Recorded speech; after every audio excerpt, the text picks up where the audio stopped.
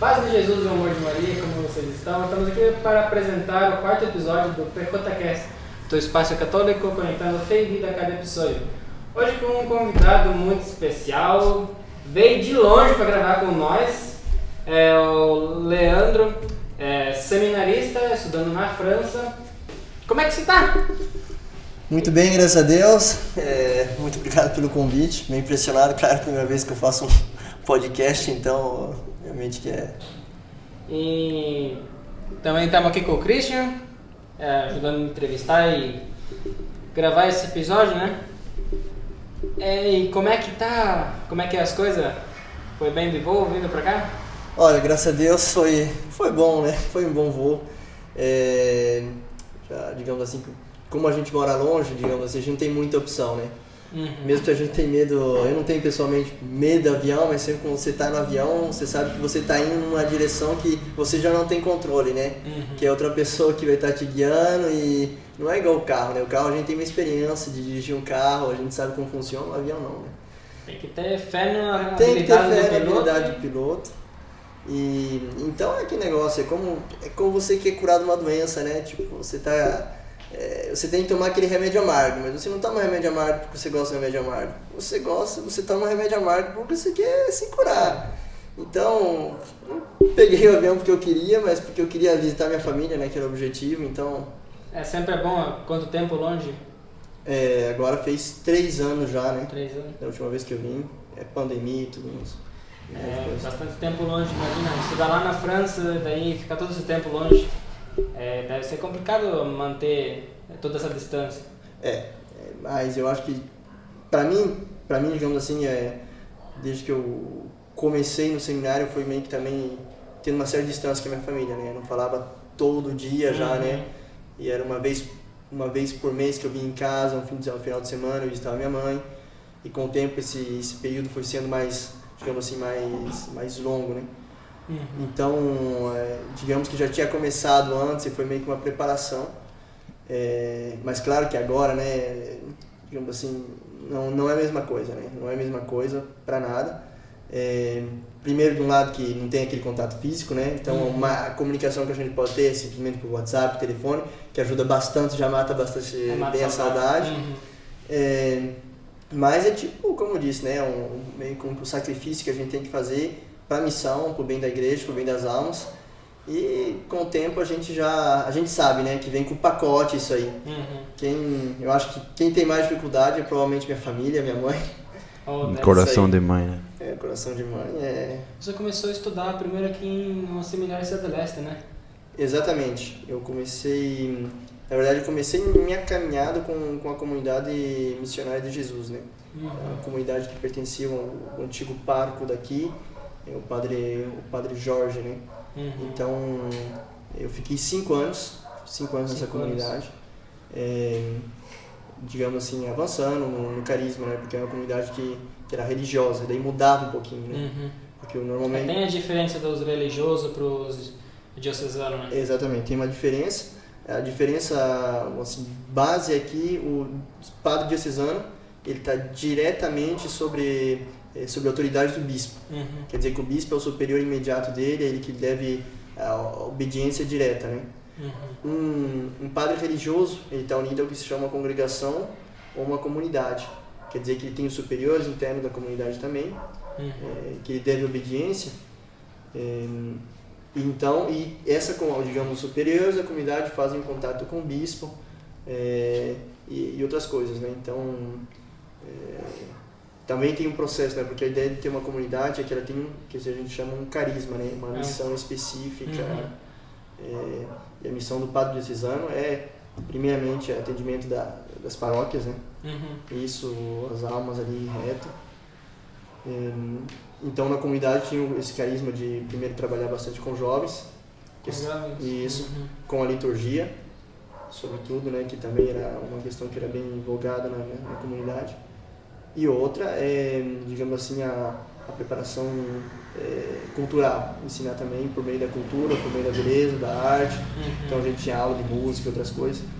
Então antes de começar a teologia, tinha no menos 3 anos de preparação. Uma preparação para começar o seminário. Exatamente, para começar o seminário. O seminarista diocesano, ele vai no propedêutico, 1 ano de propedêutico, ele vai discernindo e já começa a fazer a filosofia. Normalmente, quem está numa ordem religiosa vai fazer um aspirantado, um noviciado, primeiros votos e depois vai ser enviado para fazer os estudos. Porque a ideia é que, tipo assim, você vai pertencer a uma família, né? Então você tem que conhecer bem essa família e tudo mais, né? Até também que os religiosos têm eu acredito que a maioria vai ter esse voto à pobreza, né? Efetivamente, os religiosos dizem 3 votos, pobreza, obediência e castidade.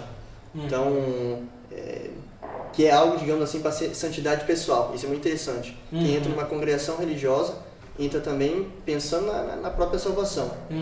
O padre, claro, por ser cristão, ele tem que pensar também na própria salvação, o padre diocesano, mas a missão principal deles é o que chama a caridade pastoral. Salvar os outros também. Exatamente. Né? Então, a família dele é a paróquia, né? Então, é muito mais, digamos assim, muito mais ousado, porque numa comunidade você tem o apoio dos irmãos, né? Uma coisa é você fazer algo sozinho, outra coisa é você fazer algo com várias pessoas, né? O padre diocesano não está completamente sozinho, obviamente, né? Ele tem toda a paróquia, as pastorais. Exatamente. Mas às vezes tem essa diferença, né? Como dizer, quando você está numa comunidade, você está com, digamos assim, com outro irmão padre, digamos assim. Um outro irmão que fez o mesmo percurso que você, passou pelas mesmas provas que você, mesmas dificuldades, então tem uma afinidade mais grande, né? Eu acho que nem um padre diocesano nem sempre ele consegue se abrir, por exemplo, com um casal de leigo ou com um paroquiano, porque tem coisas que ele vive na vida dele de padre que ele só vai poder compartilhar com outro padre que passou por aquilo ali, que vai entender. Claro que daí depende da gente também, eu digo, criar um círculo de amizade sacerdotal, né? Sim. Na comunidade você não escolhe, é igual família. Quando você está numa comunidade, aqueles ali são teus irmãos, foram confiados por Deus, e você está ali e você aceita o que foi dado. O padre diocesano, ele vai estar também, vai ser nomeado numa paróquia, com o que se chama, né? Se ele é pároco, ele vai ser nomeado pároco, e vai ter com ele um outro padre. Não é regra, não. Às vezes ele pode estar mesmo sozinho numa paróquia. Mas é ele, digamos assim, criar esse círculo de amizade, esse círculo de força. A sua ajuda para a tarefa. Exatamente. Então o vigário seria menor ou do mesmo nível que o presbítero? Né? Isso, o padre. É o mesmo nível no sacramento, mas, digamos, na responsabilidade é outra. Porque o pároco ele tem responsabilidade sobre o território em todas as almas ali. O vigário, ele tem responsabilidade naquilo que o pároco deu para ele, né? Digamos que numa paróquia tem vários movimentos, né? Então, o pároco, de modo geral, ele é responsável por todos os movimentos. Todas as missas, todos os retiros que acontecem ali, ele é o responsável. Mas, ele pode delegar isso, não sei, a um leigo, a um diácono, especialmente o vigário. Então, ele vai dizer, que o pessoal da PJ vai ser acompanhado pelo padre tal, pelo seminarista tal. Então, o vigário vai responder ao pároco por esse apostolado específico. Mas enquanto em sacramento é a mesma coisa, né? Então, é mais no tema da responsabilidade que vai ter na paróquia. Exatamente, porque o vigário ele pode celebrar missa, pode celebrar casamentos, pode confessar, o que não é o caso do diácono, né? Até o diácono pode ter o casamento, né? Esse é o caso do diácono permanente, né, que a gente diz, que não é que ele pode ter casamento, mas que normalmente quem é ordenado diácono permanente é uma pessoa que foi casada, digamos assim. Nunca existiu assim alguém que foi diácono e depois casou. Foi casado e depois foi ordenado diácono. E isso existiu, mas nunca no sentido inverso, foi ordenado primeiro e depois... por uma questão que diz, isso aí está na Bíblia, né, São Paulo, né, que diz que a gente tem que ficar no estado em que Deus nos chamou. Se Deus te chamou casado, na época como São Pedro era casado, por exemplo, aí ele continuou casado e era bispo. Mas se você é solteiro, você teve o teu chamado solteiro, você continua solteiro, digamos assim, né? Esse é o princípio do que a gente chama agora o celibato, né? Que o padre não pode casar, tá nessa escrita, tá no pensamento de São Paulo, né? E no caso do diácono permanente já foi casado, né? Exatamente. Normalmente, pode ter também um célibe também, né? Que é alguém que é solteiro, mas daí ele ficaria solteiro uma vez recebendo o sacramento. Mas no caso de um diácono que já foi, ou um seminarista, né, no caso, que já foi casado, né?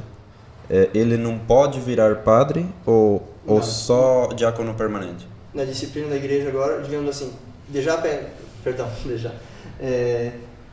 digamos, para ser mais claro assim no processo, normalmente a gente pega, na igreja tem o costume de pegar os homens casados que estão, digamos assim, que já tem família, que já tem filhos, né? E que querem dar esse tempo a mais de serviço para a igreja, digamos que já tem uma certa idade.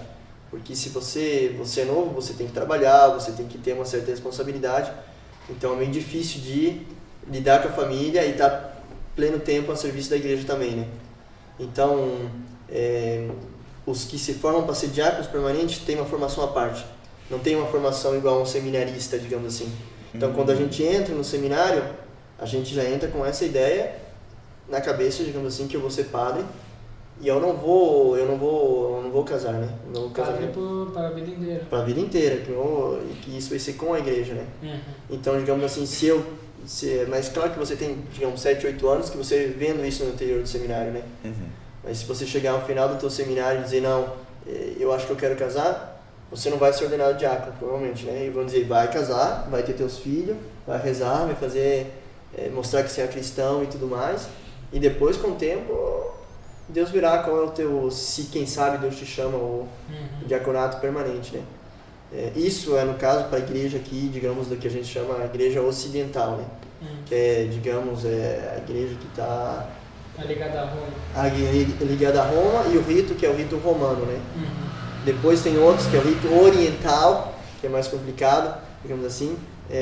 Eles também dependem do Papa, mas eles têm uma tradição à parte, né? À parte. Exatamente. Então, na Síria, por exemplo, podem ter padres que são casados, mas é uma disciplina, uma tradição, é mais reservado àquela área. Exatamente. Agora, sim, vamos entrar no motivo histórico, vai levantar muita coisa ainda, mas digamos que a disciplina normal agora da igreja é que aqueles que são chamados a ser padres sejam célibes, né? O diaconado permanente, digamos assim, que é uma exceção. Exceção. Como foi o seu chamado a seguir esse caminho de sacerdócio? Como foi a tua história? Como começou? De onde é que veio essa chama de querer ser sacerdote? Olha, primeiramente eu acho que a gente não nasce, né, com, digamos assim, pensando em ser padre, né? Para mim, no meu caso, não foi algo que saiu desde criancinha. Chegou novo, mas não desde que eu tinha 5 aninhos. Eu sei que tem amigo que, olha, desde que ele é um menininho pequenininho ali, ele tinha esse chamado, né? Para mim, olha, isso começou quando eu tinha, acho que 14 anos. Primeira vez que eu tive uma interrogação. Tinha feito um retiro que eu acho que vocês conhecem muito bem, se chama Betânia. Betânia? Não conheço. Então, tinha umas perguntas, né, que era o que a gente podia fazer para agradar mais a Deus. E eu, na minha cabeça, na época, normalmente se fazia, acho que Betânia com 16 anos e tudo mais, mas me deixaram passar, eu tinha uns 14 anos. E daí, na minha cabeça, eu fiquei assim, tipo, olha, o que eu posso fazer para agradar a Jesus? Eu falei, olha, o padre está todo o tempo na igreja, está rezando. O cara está completamente desprendido, deixa o pai, a mãe, deixa inclusive uma esposa, deixa filho, deixa tudo, para se consagrar somente a Deus, né? Então, olha, se Jesus não está contente com o que faz o padre, vai estar contente com o quê, né? Mas não foi tipo assim, não, eu quero ser padre. Não foi assim, não, o que eu vou fazer para agradar a Jesus vai ser padre, não. Eu disse, padre, isso é uma coisa bonita, então acho que Jesus deve estar muito contente com quem seja padre. E depois o tempo passou, eu fui discutindo com outros amigos que tinham feito retiro também, e eu me dei conta que as respostas não eram as mesmas. Uhum. Então eu falei, poxa, por que eu fiz essa pergunta? Uhum. Por que eu dei essa resposta? Por que e aí o negócio ficou me questionando, ficou ali a pergunta martelando, tipo, quem sabe Deus me chama em algo a mais, o que me impediria de ser padre? A verdade é a questão que eu passei para isso, né? Hoje aqui, na questão de eu tô, o que me impediria de ser padre? E daí eu disse assim, olha cara, eu buscava resposta, eu buscava desculpa para não ser e tipo, nada me impediria na verdade, né? Pelo momento eu sentia que nada me impediria, eu tinha 14 anos. Então, eu comecei a fazer um segmento vocacional, se chama, né? Uhum. Pra ver se dava alguma coisa, era com os padres carabinianos que estavam aqui ainda. Eu fui fazer uma experiência lá em Cidade del Este com eles, fiz uma sessão, um encontro, e daí meio que eu estava me preparando um pouco para entrar no seminário menor com eles. Sim. E o que aconteceu? Teve uma situação familiar que me afetou um pouco, né, o divórcio dos meus pais, e daí, digamos assim que, como a situação estava difícil em casa, eu disse, bom, eu acho que não vai funcionar. Não vai funcionar, eu vou ser incapaz de deixar minha mãe aqui nessa situação. E ao mesmo tempo eu ia às vezes na igreja, né, e o pessoal ficou sabendo que eu estava fazendo esse segmento vocacional, minha catequista me perguntava, mas você não vai entrar no seminário e tudo mais. Então eu meio que não queria responder, porque se eu respondesse isso ia levar a uma situação da minha família, tipo assim, por vergonha eu decidi também de não ir mais na igreja. Então, no fundo de mim, eu admito que eu enterrei essa questão, né? Por muito tempo, eu enterrei, durante 3, 4 anos, eu disse, não vou mais pensar nisso. Se aconteceu isso na minha família enquanto eu estava discernindo isso, é porque Deus não me quer padre. Deus não me quer padre, senão Ele tinha colocado todos os meios para eu poder entrar, e agora Ele não está colocando isso. Então, se não tem meios, não tem como fazer, está decidido. Entendeu? Então eu falei, daqui para frente eu vou pensar diferente, eu vou pensar, ir na igreja, quem sabe, e ter uma família. Então eu mudei completamente, essa questão ficou abandonada. Exatamente. Depois, com o tempo, digamos, passou 3 anos, eu tive uma boa experiência no grupo de jovens em Sinuelo, o grupo se chamava Ângelos, né? E digamos que depois de uma noite de adoração, foi isso que a gente tinha feito em grupo, se chamava Círculo Jericó, a gente fez uma vigília. Eu me senti tocado novamente, mas não com essa questão de ser padre, mas eu diria mais enquanto cristão mesmo, né? Porque, como eu tinha dito, né? Não, eu não vou mais ir na igreja para o pessoal não me interrogar sobre essa questão da minha vocação. E daí também com o tempo meio que você não vai mais. Tipo assim, na igreja, você já começa... Na família a gente já não rezava muito, aí rezava menos, né? Porque a única oração que fazia em casa, quem sabe era a missa, já não rezava mais. Então, tipo, que já não me interessava. Tipo assim, a igreja não me interessava nada. E digamos que depois com o grupo de jovens eu meio que descobri de novo minha fé. E comecei a rezar mais. Comecei a ler a Bíblia, comecei a voltar, digamos assim. Mas foi diferente. Porque assim, realmente, uma coisa você vai na missa no domingo, você escuta a homilia do padre, você diz, não, o que está dizendo está certo, às vezes entra por aqui, sai por aqui. Quando eu comecei a ler, por exemplo, o Novo Testamento, assim, sozinho, cara, eu ficava muito comovido. Tipo, não pode ser que isso aqui é lido todo domingo na igreja, esse evangelho aqui, e isso não me toque meu coração. E eu lia sozinho na minha casa e aquilo ali me tocava no meu coração. Falei, não pode ser. E aquilo ali me levou a rezar mais, a querer ler mais, à medida que, digamos assim, que eu fazia isso, Deus ia me iluminando. Me dizia, as coisas que estão certas na tua vida e tudo mais. E daí eu tinha tomado a decisão de me confessar e outras coisas. Fui e fiz isso. E daí, digamos que o desejo, digamos que voltou a aparecer. Então, se antes eu tinha pensado, por exemplo, ser padre, depois eu abandonei totalmente a ideia, depois eu deixei de lado completamente a igreja e tudo mais, digamos que aí começou tudo a voltar, né? Me aproximar da igreja, rezar mais, e a questão do discernimento vocacional, né? como eu tinha sofrido um pouco com essa questão, digamos assim, de ter que deixar e abandonar a ideia de ser padre, não foi a primeira coisa que eu pensei, né? Eu falei, não, eu vou fazer de tudo para achar uma boa namorada, digamos assim, que a gente possa ir na igreja, que a gente possa educar nossos filhos na fé e, de certo modo, fazer aquilo que eu não recebi, né? E agora que eu estou mais carregado espiritualmente, que eu estou lendo a Bíblia e tudo mais, obviamente que Deus vai me abençoar e etc.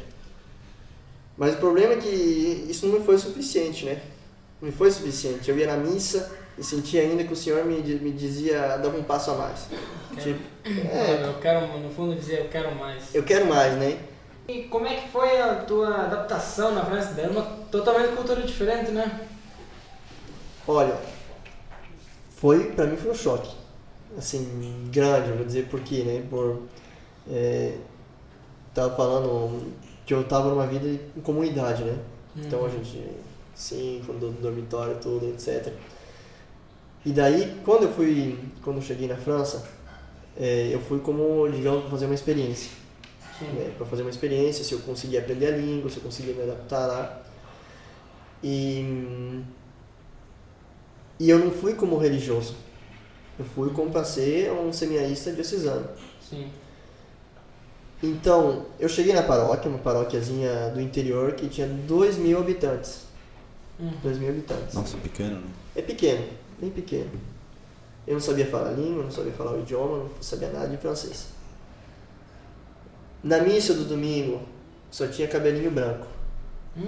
Tem que saber que, assim, com todo respeito às pessoas idosas, né? Assim, eles vivem a fé até o final, mas aqui no Paraguai eu estou acostumado a trabalhar com muitos jovens, trabalhar com crianças na catequese, então a dinâmica lá era completamente outra. Não tinha criança na igreja e não tinha muita gente também, tipo, a metade da igreja estava vazia. Então para mim já foi assim, tipo, essa aqui é a realidade da França. Para mim foi o primeiro choque, assim, tipo, uma coisa é você imaginar como vai ser a França, outra coisa é você estar lá e dizer, a França é isso aqui. O que eu imaginava da França, né? Eu já tinha me dito, né? Que era um país que foi muito cristão, uma época. Vai contar o número de santos franceses que tem. É muitos. Na diocese mesmo onde eu estou, a gente tem nosso santoral próprio. Quer dizer, só os santos que teve naquele território ali, digamos, os santos da diocese de Ciudad del Este, que nasceram, que morreram ali e tudo mais, tem o santoral próprio da diocese. Então foi uma terra muito abençoada, de muita gente devota e tudo mais, mas com questão histórica, eu digo, a Revolução Francesa e outras coisas assim que a gente estudou, né? Também a questão do racionalismo, que é colocar a razão acima de tudo, né? Eles sofreram, digamos que eles foram meio que deixando a fé de lado, né? Então teve um movimento de ateísmo grande que reinou na França e que fez, foi, digamos assim, praticamente enfraqueceu a devoção das pessoas, né?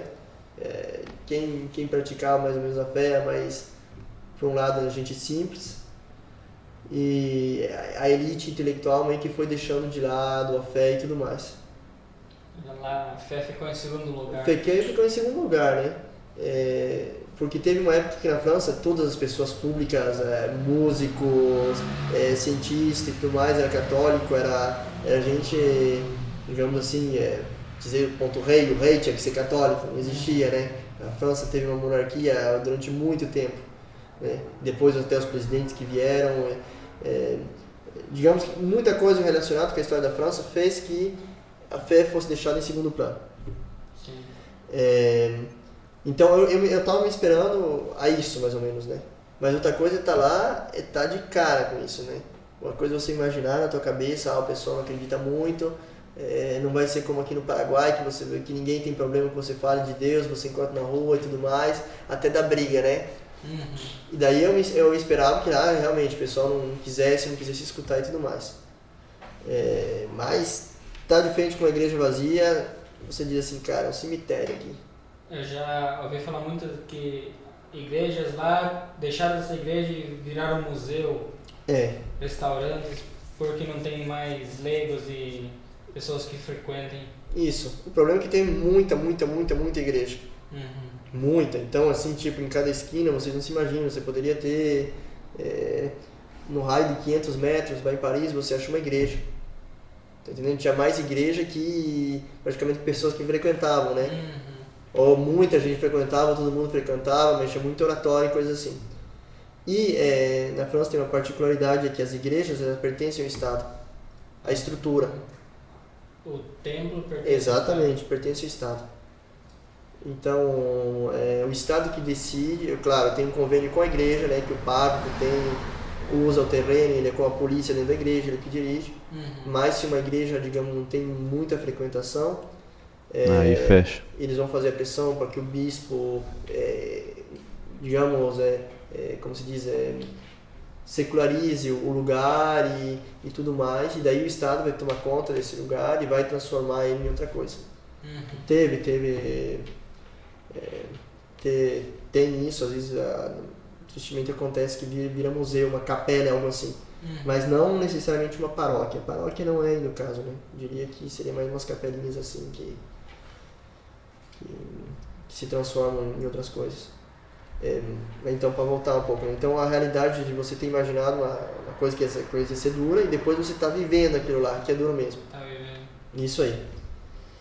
Mais somado com o fato que você tinha dificuldade de falar, de entrar em contato com as pessoas também, né? Uhum. Porque, digamos, o padre, o seminarista, como que seja o missionário, o instrumento dele é a palavra. Uhum. Tá entendendo? Uhum. O pedreiro, não sei, ele é pedreiro, cimento, você tira isso do pedreiro, ele não pode fazer o serviço dele. Não faz nada. Pra mim, ele não podia falar, terminou, o que eu tô fazendo aqui, tipo assim, né? Então, você tem que se conformar, ó, esse aqui não é o tempo de anunciar o evangelho, esse aqui é o tempo de aprender. É o tempo de você estar aqui e você começar como uma criancinha de novo. Aprender a falar, aprender o que esse povo sofreu, porque a igreja está assim. Que levou essas pessoas e mudar também, justamente, não fazer uma imagem do que ia ser a França. Então, digamos que essa foi a parte mais dura, né? Você chegar com muita ideia na cabeça, pensando que você vai em seguida começar teus estudos, em seguida você vai estar se relacionando com as pessoas, mas não, você vai ter que tomar o tempo de aprender uma nova língua, um novo jeito de pensar, uma nova realidade de igreja. Uhum. Então isso, né? E viver, tem que ver isso, né? Como é que é a vida dentro do seminário lá? Olha, o seminário, graças a Deus, eu digo que é muito bom o seminário lá, né? Eu tive experiência aqui também na diocese, nós somos 35 seminaristas no seminário. O seminário francês tem uma particularidade, né? Para entrar no detalhe, né? A gente, na França, a gente dá muito mais encapé à questão da pastoral. Uhum. Então, normalmente aqui um seminarista, ele vai fazer 3 anos de teologia, 3 anos de filosofia, 4 anos de teologia, e depois, no final desse tempo, ele vai ser enviado para uma paróquia por 1 ano de pastoral e tudo mais. Sim. Na França, desde que você é seminarista, você já está confiado numa paróquia. Então, todo final de semana você está indo numa paróquia. E o pároco, o padre que está na paróquia, ele também é teu formador. Então, você tem o informe do seminário e você tem o informe do teu pároco. Uhum. Então, no seminário você estuda, na paróquia você aplica. E digamos que vão evaluando assim as coisas, né? Então, você tem um contato. Não é que você fica somente no seminário e depois você vai ter essa experiência de choque na... Como se fosse o trabalho teórico e o prático. Exatamente. Então, digamos que ajuda bastante isso. Ajuda bastante. Sobretudo para mim, digamos assim, que sou estrangeiro, que tinha que conhecer tudo da realidade da igreja lá. Então, no seminário estou estudando, mas na paróquia eu também estou aprendendo, né? Depois tem também, digamos assim, a formação do seminário também é muito boa. Tem digamos assim, que na referência à teologia, tem o que se chama São Tomás de Aquino, né? São Tomás de Aquino, que escreveu que é a Suma Teológica, que é como se fosse um grande catecismo. E o seminário usa muito, né? É bem sistemático, um negócio bem lógico, assim. E que realmente permite a gente, digamos assim, ter umas ferramentas, um negócio mais práticos. Digamos que a opção que o seminário fez por uma linha teológica que é bem, por um lado, prática e por outro lado, bem... deixa a gente confiante e contente, porque a gente pensa normalmente, né, quando a gente lê que a teologia é uma só. Tipo assim, que todo padre faz exatamente a mesma formação. Mas isso pode variar no seminário. Uma coisa é você, digamos, vamos dizer que a base em geral é quase sempre a mesma, né? Todo padre vai estudar filosofia, vai estudar teologia. Mas a maneira de abordar as coisas não sempre é a mesma. E vai orientar muito o teu jeito de ser de padre. Então o que é importante para o padre saber é como guiar as almas a Deus. Então, o que eu acho que deve ser o principal objetivo de um sacerdote é guiar todas as almas para o caminho certo, né? Exatamente. Mas digamos assim, às vezes acontece que a gente estuda muito. Tá entendendo? Um padre, como disse, faz praticamente quase 2 faculdades, né? E você corre o risco de ter uma fé que está aqui na cabeça, mas que não desce pro coração, né? Porque é muito estudo, realmente. Então, às vezes acontece que aquela fé que você começou no começo do seminário, que você estava motivado, que você estava no fervor, digamos assim, né? Bem animado, com o tempo você vai racionalizando ela, que ela termina virando uma ideia, um negócio frio, né? E como é que é a sua relação? Você deve conviver com mais seminaristas, Sim. né? Como que é a relação entre os companheiros de lá? Lá são mais francês, tem brasileiro lá, como é que... Francês tem. Obviamente estamos na França, se não tivesse franceses seria um também. problema. Mas o seminário, digamos, ele é bem... Não é um seminário diocesano, mas tem a particularidade de ter gente de todo mundo, digamos assim. Então tem os seminaristas que vêm da África, da Costa do Marfim, da China, do Vietnã, dos Estados Unidos, da Irlanda, da Alemanha, da Colômbia, do Paraguai, do Brasil. E se eu esqueci de alguém, desculpa, mas deve ter mais. Então a riqueza do seminário também é essa, né? De você ver como... Muitas culturas diferentes. Muitas culturas diferentes, mas uma só fé. Isso que é importante. Isso é importante, porque assim, a gente diz que a igreja é católica, né? Quer dizer, universal. E você pode ir, não importa em qual lugar do mundo, você pode saber se você vai numa igreja, você está em casa. Tá entendendo? Você está em casa. Então, você vai numa paróquia, vai ir na missa lá, quem sabe você não vai entender porque vai estar em outro idioma, mas você sabe o que você está vivendo lá. Você está vivendo a Eucaristia, você está... sabe do que está falando, né? Exatamente. Então é interessante ver que cada um vive a fé também, digamos assim, do seu jeito, do seu estilo, mas que aquela base sólida comum, ela resta ali, né? O que a gente chama, né, que a fé, ela, de certo modo, ela se encarna. Tá entendendo? Jesus, quando ele se fez homem, né, no menino Jesus, ele nasceu numa cultura determinada. Ele era judeu, ele obedecia a lei e tudo mais. Mas agora nós, por exemplo, nós não somos judeus. Nós não nascemos em Israel, na Palestina e tudo mais. Mas essas palavras que Jesus disse lá para aquele povo lá, elas também vão no nosso coração. Tá entendendo? Mas a gente vai fazer aquele negócio que é diferente. Por exemplo, eu falo um exemplo que a gente usa, que é quase uma piada. Ele vai falar do bom pastor na África, onde não tem ovelha, só tem elefante. Tenta explicar que o bom pastor, ele traz a ovelha nas costas, para quem nunca viu uma ovelha. Tá entendendo? Vai trazer um elefante nas costas? Não pode, é impossível, né? Mas é tipo assim, para dizer que tem coisas que são imagens, né, que estão na Bíblia e tudo mais, mas que você consegue sempre transmitir aquilo lá de um outro jeito, a fé você sempre encontra outra imagem, outra realidade para explicar aquele mesmo princípio. Por quê? Porque não, porque todos os homens estão digamos assim, inclinados a conhecer Jesus, né? Isso. O homem é capaz de Deus, né? Que o homem é capaz de Deus. O homem é capaz de ser. Isso aí. Na minha aula de Mistério Cristiano é o nome da matéria. Sim. O nosso professor é um padre. E no nosso material estava escrito assim, que o homem, né, ele conhece Deus por que nasce dele ou porque Deus mesmo já deu essa capacidade para ele, né? Então a resposta era que Deus nos dá essa capacidade, né?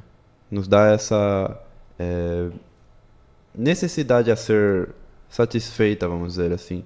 Assim como você estava falando, né? Exatamente, exatamente. Deus criou, aquele que nos criou, digamos assim, a gente nasce no nosso coração, digamos, com vazio. Com vazio, mas esse vazio, ele é um vazio infinito. E ele só pode ser saciado por um ser infinito, digamos assim, né? Verdadeiramente. Exatamente. Então, o ser humano sempre vai ter isso. Porque a gente pode ver, assim, de base, não existe uma civilização ateia que não acredita em Deus. Não existe. O homem moderno, sim, vai se dizer ateu, um indivíduo, um grupo de pessoas. Mas uma sociedade que nunca acreditou num Deus, algo assim, isso não existe. Sempre teve isso no coração do homem. Claro que aí tem, né? A diferença também do o Deus que o homem cria e o Deus que se revela ao homem, né? Que é outra coisa, porque a gente também pode construir uma espécie de Deus, a nossa imagem. A gente tem que buscar aquela que é a imagem real de Deus, né? E ser só Ele. E o ser humano sempre foi de fazer isso. Exatamente. A gente sempre... É um exemplo, assim, para ser mais concreto, né? Que a gente fala, né? Que na filosofia grega, por exemplo, os gregos, eles tinham muitos deuses, né? Tinham muitos deuses. Um deus para cada coisa, pro sol, para... até, por exemplo... eventos, por exemplo, a vitória, uma coisa que eles atribuíam à divindade, né? Mas, com o estudo da filosofia deles, por exemplo, Sócrates e Platão, eles suportavam que Deus era um Deus único. Eles não acreditavam no que era da cultura geral, né? Então, isso o homem chegou simplesmente com a razão, puro. Estudo puro, ele disse, olha... Isso não faz sentido. Não faz sentido. Tem que ser um Deus, e se é um Deus, vai ser um Deus único. Nós cristãos, a gente acredita nisso aí. Mas a gente não acredita porque a gente chegou nesse raciocínio lógico assim. A gente poderia também se você estuda filosofia, você chega nesse percurso. Mas a maioria de nós foi porque a gente foi batizado e a gente aprendeu que Deus é um só. Quer dizer que Deus, a gente recebeu isso por revelação. Quer dizer que nossos pais nos ensinaram isso. E a gente recebeu uma graça no nosso coração para dizer isso aqui é verdadeiro. Tá entendendo? Sim. Isso aí. Teve algum momento marcante, por se dizer, na sua formação até o momento? Tipo, alguma coisa que te marcou? Olha, eu vou contar uma anédota. Uma anédota. Assim... que me marcou bastante, assim. É uma história, assim, besta, mas vai explicar mais ou menos uma questão da realidade, assim, da França, que confirmou minha vocação estando lá, né?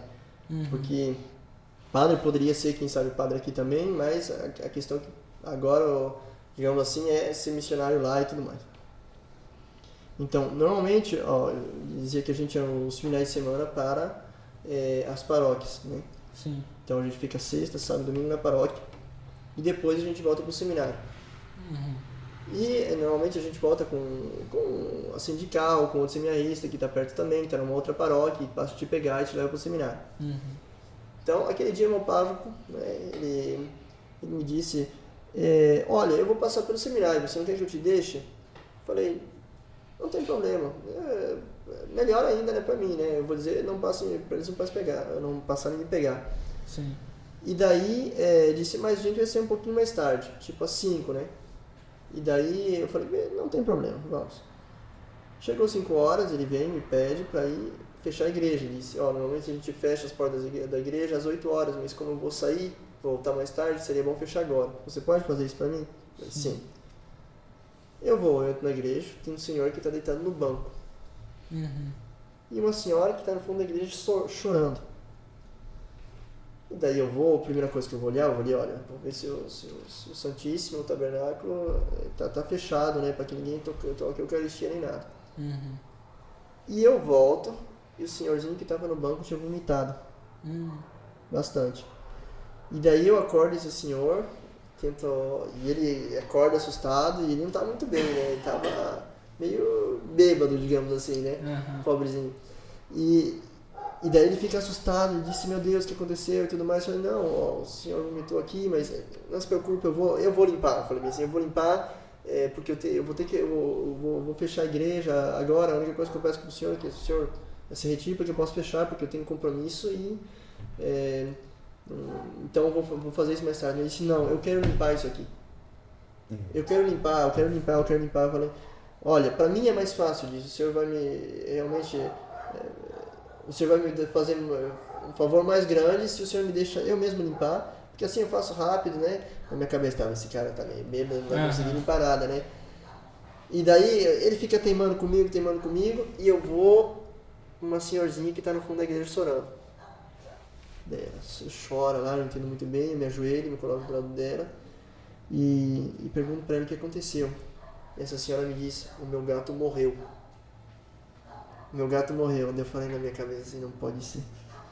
Por um gato a senhora estava chorando. Assim, tipo assim, não pode ser. Tem tanta gente que sofre tanto no mundo e a senhora aqui me vem chorar por um gato. Assim, a minha vontade de dizer, tipo, deixar ali.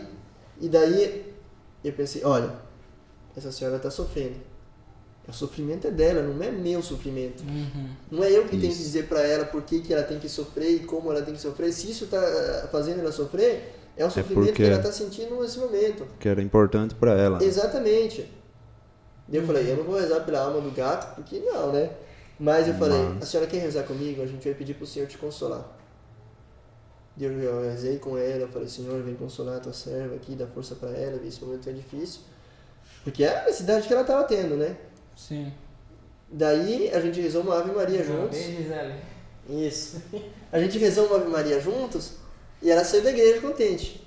Saiu, mas olha, realmente, ela recebeu essa graça da consolação ali. E daí eu falei, bom, voltamos para o nosso amigo Zé, né? E daí eu chego lá e esse senhor tinha vomitado de novo, pela segunda vez. E ele olha pra minha cara e me diz, pare, eu sou muito teimoso, o senhor vê? Eu falei, sim, eu tô de acordo com o senhor. O senhor é muito teimoso. E daí, nesse momento, entra outro padre, olha para aquela situação lá, o homem tinha vomitado, fica com a cara vermelha e fala, não, deixa que se preocupe, eu vou me resolver aqui. E daí, naquela insistência que aquele senhor lá, eu me dou conta de outra coisa. Esse homem, ele está buscando redenção. Quer dizer que ele está querendo reparar o ato dele, né? Você poderia ter dito, não, o melhor seria não ter bebido, né, para essa pessoa, né? O melhor seria nem ter começado. Essa é a verdade. Então, agora que aconteceu isso, já não serve mais para nada lamentar. Não. Tá entendendo? Até o último momento da tua vida você pode sempre fazer o bem. Tá entendendo? Então você tem que dar valor não somente pro ato mal que as pessoas fazem, né, mas pelo aquilo que ela pode fazer de bom, né? Então, para ele era importante. Para mim, eu vi que ali tinha tipo o começo da vontade dele de se endireitar. Tá entendendo? Porque ele, como aquela mulher também, ele poderia ter ido dormir na praça. Tá entendendo? Ele poderia ter ficado na rua, na casa dele, mas ele disse, eu tô mal, onde eu vou na igreja. Tá entendendo? Eu vou na igreja. Fez de procurar ajuda. Exatamente. Então, tem uma passagem no Evangelho que diz que a gente não pode pagar a mecha que ainda está fumaciando, né? A vela, quando você sopra ela fica fumaciando. E se você vai com o fósforo e você coloca naquela fumacinha, a flama ela vai acender rápido. Mas se você vai e você apaga ela, já não vai ser mais a mesma coisa. Então, enquanto tem uma fumacinha ali, quer dizer que ainda tem oportunidade, né? Enquanto essa pessoa ainda está buscando Deus, mesmo que ela esteja na sarjeta, no fundo do poço, quer dizer que você ainda pode ajudar a pessoa, né? Na desesperação é mais difícil, né? Aí você tem que dar esperança para essa pessoa, né? Você tem que... por mais fraquinho que seja a fé da pessoa, você tem que estar ali, tem que estar ajudando, né? E para mim, pessoalmente, eu disse, olha, a França não é o Paraguai, né? É o Brasil, as igrejas não estão cheias aqui, né?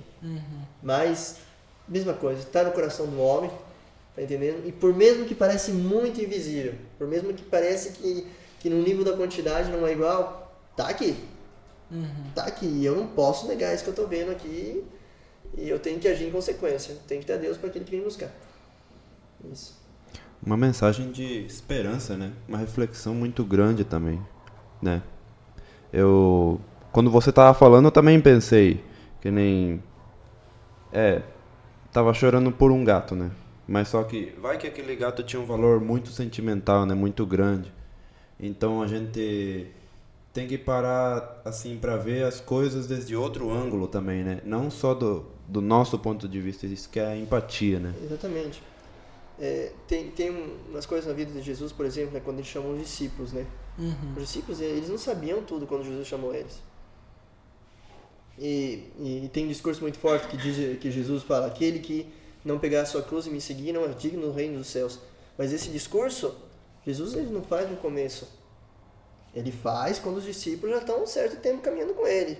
Quando eles viram os milagres, quando eles foram ensinados, quando ele multiplicou os pães. Então, digamos que tem um caminho também de progressão. E todo mundo tem seu caminho. Tá entendendo? Então, a gente tem que...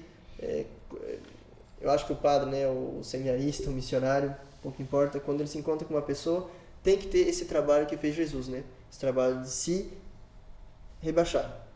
Quer dizer, se colocar ao nível da pessoa, não para deixar ela ali na sarjeta, para elevar ela. Tá entendendo? Para elevar ela, para fazer ela crescer. Mas você tem que fazer esse esforço para poder entender, para você poder dar à pessoa o que ela está precisando realmente. E depois fazer ela com o tempo, digamos assim, colocar uma ordem nas coisas. Ó, minha senhora, o gato da senhora não é a coisa mais importante na vida. Quem sabe tem outras coisas que a gente pode ir vendo. Mas naquele momento era o gato. Então a gente dá a devida atenção. A devida atenção. Mas para transladar, né? Não pode ir do sofrimento dos outros. Para que a pessoa possa se endireitar, né? Exatamente. Isso. Pois é. Acho que você morando lá na França, você teve oportunidades de viajar para outros lugares de lá, né? Sim. Assim, sempre, normalmente está ligado com o apostolado, algo assim, né? Por exemplo, eu tive a graça de ir para Roma, né? No Vaticano. Foi na preparação para a Jornada Mundial da Juventude, né? Esse é um ponto que nós tínhamos que chegar. Sobre a Jornada Mundial da Juventude, como é que foi lá? Nós tivemos uma participante lá também? Isso. Então, para mim tinha sido a minha primeira Jornada Mundial da Juventude, né? A gente, aqui, se vocês verem, né, que quando em Santa Rita, às vezes, antes se organizava também os encontrão e tudo mais, tinha 500 pessoas e... Até hoje em dia, né? O último teve 600 e poucos. Aí, ó, 600 e poucas pessoas, né? É um negócio que continua. Digamos que você tem essa experiência de estar com muitos jovens, muitas pessoas que vivem a mesma fé que você. Você pega isso e você aumenta isso numa proporção de milhões, digamos assim, de milhão. Então, lá esse ano teve 1,5 milhão de jovens reunidos no Portugal, né? Em Lisboa, né? Sim.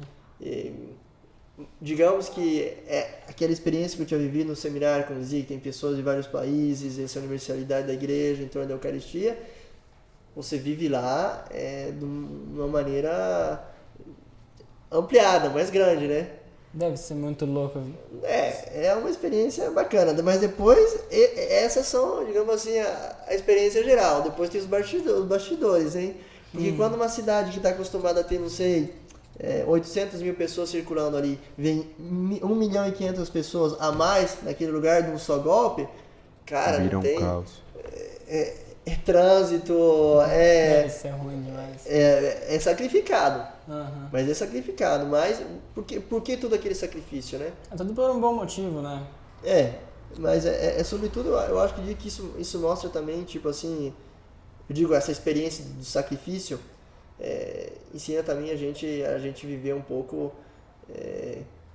a fé como os nossos pais, como nossos avós viveram, né?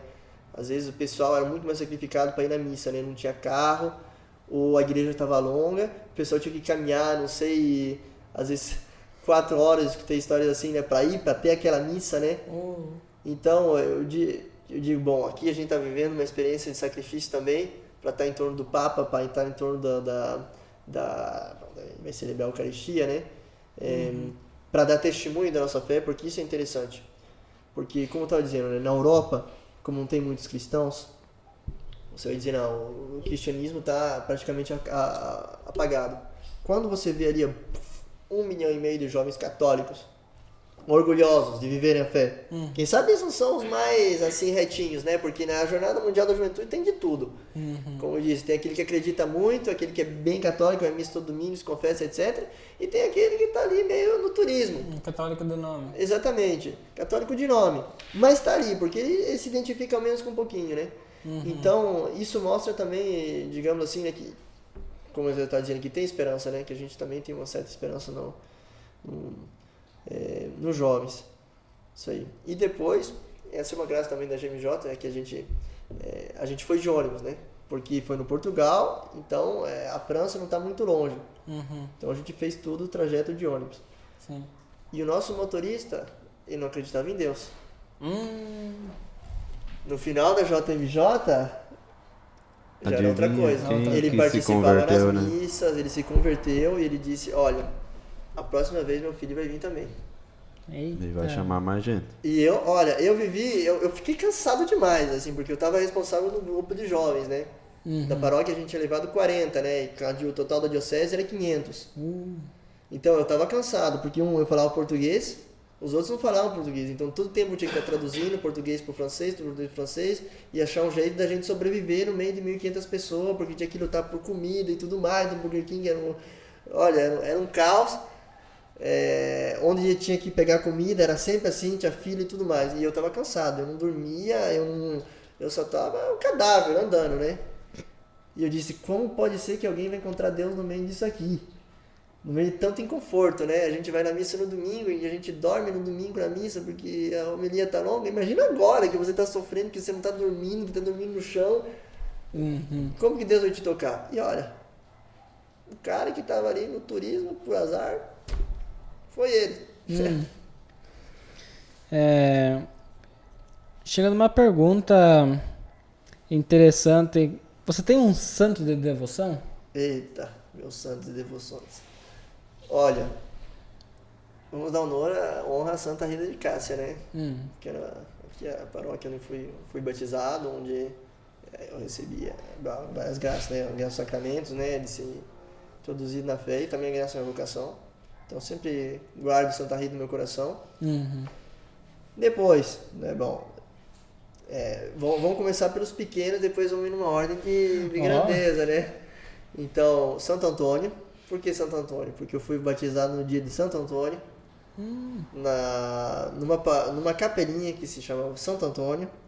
O meu pai, ele se chama Antônio, e o padre que batizou meu pai se chama Antônio. Muitos Antônios. Muitos Antônios.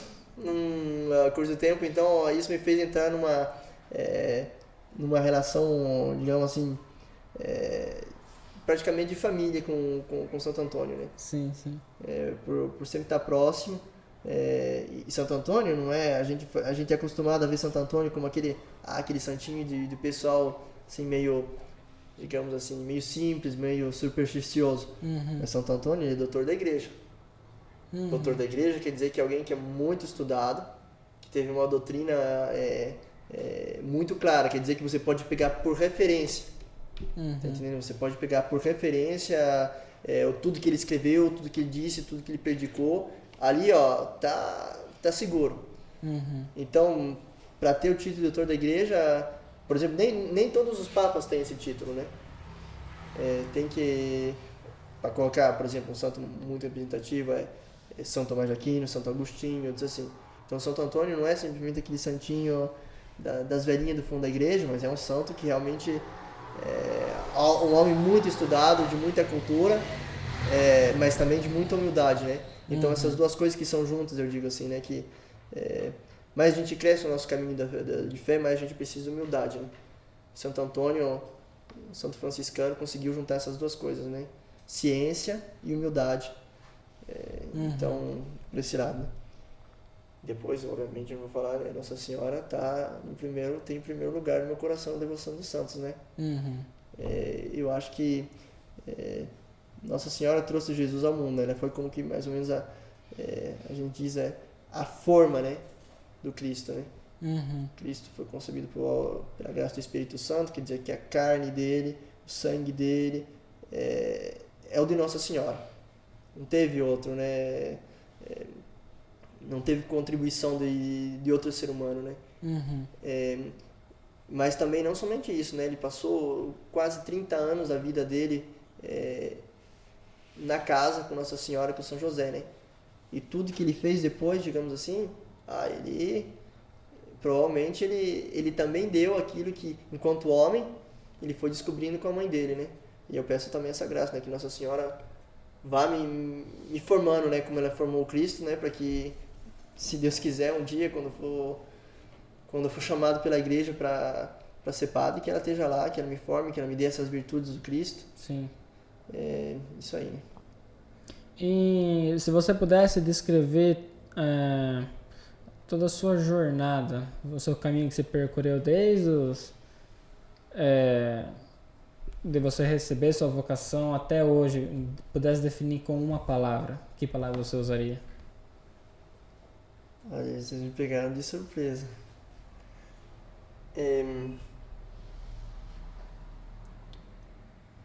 Eu diria confiança, né? Confiança. Confiança que é ligada à fé, porque na verdade a gente diz que é fé e confiança, mas não é, né? Na verdade a confiança vem algo que vem da fé, né? Mas eu nunca pensei, por exemplo, em sair de Santa Rita, em ir para outro lugar e tudo mais. Eu queria morrer aqui,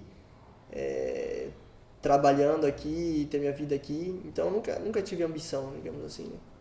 Até interrompendo só um pouquinho, o tema de que você disse de que ele queria morrer aqui. Não querendo ser estranho, mas essa sua formação que você está fazendo na França, você vai ser padre na França. Isso.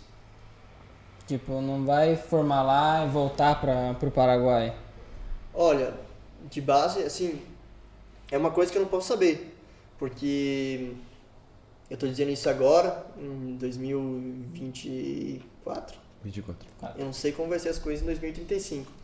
Mas, pelo momento, digamos assim, que a parte da minha vocação, do meu discernimento vocacional, aconteceu lá, né? Então tem várias coisas, né? Primeiro, né? Tem o fato que foi sacrificado para mim ter que me adaptar na França.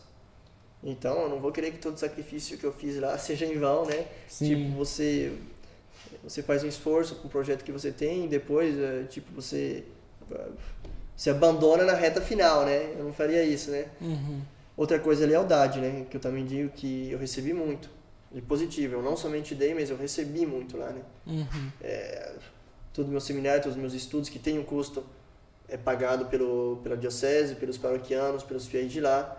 Não é a paróquia de origem, por exemplo, né? Aqui em Santa Rita ninguém não deram um tostão, digamos assim, né? Não estou reclamando, né? Sim. Mas eu estou dizendo que é lá, né? Esse povo, é o bispo que me acolheu, é os padres que estão me acompanhando, são meus amigos seminaristas que estão lá do meu lado. Então existe algo que é lealdade, né? Que você deve, né? Algo que deve retribuir. Né? Exatamente, que você deve retribuir. Então, para mim é claro que eu tenho que retribuir as coisas lá, né? Sim. Pelo menos por um certo tempo. Isso. E no caso de houver oportunidade, você vem pra cá ou exerce em outro lugar? Mas isso, por exemplo, é uma questão que eu ainda não me coloco, né? Eu estou dizendo que o padre diocesano, como ele tem a ligação com o bispo, né? com um bispo específico, né? Uhum. E no meu caso, eu vou ter, uma vez que eu ser ordenado padre, eu vou ser encardinado lá, né? Isso é um laço muito grande também, né? Um laço não somente jurídico, mas espiritual, né? Como está dizendo, você vai construindo essa relação com o povo, né? Com a parcelinha do povo que o povo de Deus se confiou. Como um homem casado não pode mudar de mulher, um padre diocesano mudar de diocese tem que ter uma razão grave, né? Uhum. Então, depois de tantos sacrifícios e tudo que eu recebi lá, eu tenho um desejo muito grande de exercer meu ministério lá, né? Uhum. Mas depois eu não sei, com o futuro, né? Se por uma causa grave, não sei, a minha mãe ficar doente ou algo assim, eu tiver que vir pra cá, não sei, ou porque... sem que hipótese, né? Ou quem sabe nem ficar na França, me mandar, não sei, pra Índia, pra Alemanha, pra Afeganistão, não sei. Uhum. Então, essas são coisas que estão na mão de Deus. Se Deus me permitir, é claro, um dia eu quero retribuir também o que eu recebi aqui. Né? Uhum. Nem que seja por 1 ano, 2 anos, vim exercer meu ministério aqui, mas isso não vai ser de forma permanente, né? Vai ser tipo meio que emprestado por um tempinho e depois voltar pra lá. Agora a gente tem um pedido que se você não poderia rezar uma Ave Maria em francês. Claro que sim, com muito gosto, né? Nossa Senhora. Eu convido vocês também, cada um possa rezar no seu coração, na sua língua, né? Eu digo que Nossa Senhora, em cada lugar que ela apareceu, né? Ela apareceu, as pessoas que veem ela vêm com o rosto da mãe, né? Tipo, você vai olhar uma iconografia chinesa, Nossa Senhora tem a figura, eles pintam ela como se fosse uma mãe chinesa, né? Uhum. Aqui no Paraguai também, Nossa Senhora de Cacupé, ela não tem véu, ela tem uns cabelinhos enrolados, uma coroa, tem até brinco, né? Como a gente imagina uma rainha, uma pessoa importante, né? Então, o nosso idioma também, né? Eu digo que cada um tem um jeito de entrar em contato, né, com Nossa Senhora, né? Então, o francês tem um jeito, né, que é bem formal, né? No francês você pode dizer você e você pode dizer, como em espanhol, né? Tem o tu e tem o usted. Uhum. E em francês, normalmente, você trata Nossa Senhora com usted, né? Então tem toda essa questão, o que a gente às vezes trata com, digamos assim, com carinho, com afeição e tudo mais. O francês, ele vai usar como, digamos, a forma de educação, de politeza, não sei mais quantos, né? Então, só para resumir, porque eu falo muito, é que cada um possa ter essa relação com Nossa Senhora, como a gente tem com a nossa mãe, né? Como a gente faz. Je vous salue Marie, pleine de grâce, le Seigneur est avec vous. Vous êtes bénie entre toutes les femmes, et Jésus, le fruit de vos entrailles, est béni. Sainte Marie, Mère de Dieu, priez pour nous pauvres pécheurs, maintenant et à l'heure de notre mort. Amen. Amém? Amém. Vai falar alguma coisa? Não. Se você quer deixar uma mensagem para algum jovem que estiver assistindo o episódio, que quiser, às vezes tá com aquela pulguinha atrás da orelha, aquela dúvida, se você quer deixar alguma mensagem para alguém. Olha, Sobretudo para os que têm uma vocação, né? Sim. Como... Olha, a primeira coisa que eu quero dizer se eu poderia dizer, eu digo que é a questão da vida de oração, realmente, que é muito importante, né? À medida que a gente entra em contato, que a gente se relaciona com Deus, que a gente reza, Deus vai abrindo portas no nosso coração, né? Nosso coração vai se dilatando, né? E a gente começa a ver melhor as coisas, né? Como está dizendo, para tudo, seja para o trabalho, seja para o discernimento da vocação. Se você está em comunhão com Deus, você vai ter luz na tua vida. Isso é certeza. Você tem pouca comunhão com Deus, você vai estar mais escuro. Então, como entra em comunhão com Deus? De maneira básica, digamos assim, pela oração. Depois pelos sacramentos, pela confissão e tudo mais. E não tem que dar pouca importância para isso. Eu digo que a gente às vezes marca... por exemplo, a gente vai no dentista, a gente marca a hora e tudo mais, né? E a gente às vezes trata de chegar na hora, né? Uhum. Eu digo que o jovem ele tem que ter um mínimo de disciplina, eu digo, com a vida de oração dele, né? Dizer, ó, eu não digo questão de rezar muito, rezar rosário, rezar tudo, mas dizer, olha, se eu quero começar a entrar em contato com Deus hoje na minha vida, então, todo dia cedo, eu vou rezar uma Nossa Senhora, uma Ave Maria, eu vou dizer para Deus iluminar meu dia, eu vou fazer isso de maneira constante, digamos assim, né? Então, um pouquinho que possa depois, claro, ir crescendo, mas ter sempre essa questão. Eu não vou deixar a minha oração passar em segundo plano. Tá entendendo? Se der tempo, eu vou rezar. Se eu me lembrar, eu vou rezar. Não. Oração em primeiro lugar. E depois vocês vão ver. Isso aí é igual medicamento, é eficaz, né? Você toma um remédio... A gente tem um presentinho também que a gente entrega para os nossos convidados, certo? Uma pequena lembrancinha. É simples, mas é de coração. Muito obrigado. Vai ficar no coração. Isso aí. Da sua visita aqui no Paraguai, né? De ter visitado seus parentes, de ter passado um tempo com a família, de relembrar, né? Também a sua vida, né? Aqui e uma grande lembrança que foi aqui, né?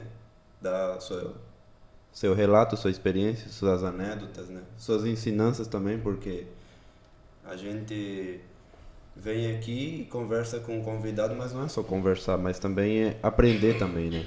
Sobre a vida de Jesus, sobre a vida de quem está perto de Jesus, né? E aprender nesse trajeto, que é o objetivo desse podcast, né? Ensinar e aprender, né? Muito obrigado pela sua presença. Obrigado a vocês também, a coragem pela iniciativa, porque é muito tempo. O pessoal, quem sabe, não sabe, né? Mas olha, deixa eu ver que horas são aqui. Deve ser já, olha, 11 horas da noite.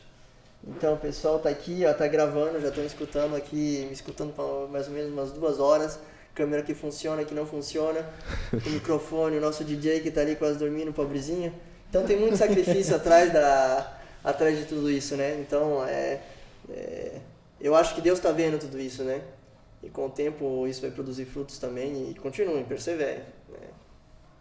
Isso aí. A gente agradece pela participação, por ter aceitado o convite de vir participar. Você que já está preparando as malas para voltar para a Terra. É isso aí. E a gente agradece a todos os ouvintes, telespectadores que estão assistindo o episódio, dedicando tempo a ver o nosso conteúdo, quem sabe adquirir um conhecimento, mas que não tinha antes. E que se esse programa alcançar o coração de uma pessoa, eu acho que já é todos já trabalhos, vale todo o esforço. já vale a pena. Valeu tudo, certeza. Absoluta. A gente agradece a participação de todos. Até a próxima.